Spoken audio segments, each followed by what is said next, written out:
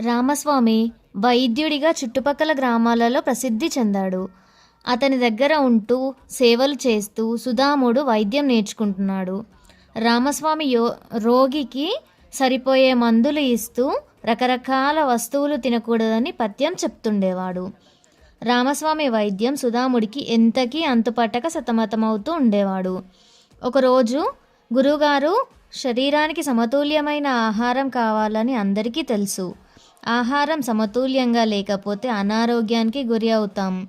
మీరు రోగికి ఆహారం విషయంలో పథ్యం చెప్పటం వలన అతని ఆరోగ్యం మరీ దెబ్బతింటుందేమో అన్న అనుమానాన్ని వ్యక్తం చేశాడు. గురువుగారు చిరునవ్వు నవ్వి, సుధామా, మానవుడు ఆశాజీవి.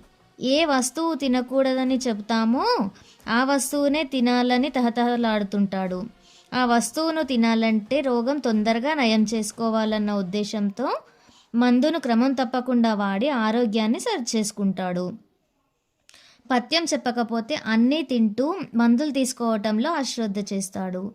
ఇదే వైద్య రహస్యం అని చెప్పాడు రామస్వామి.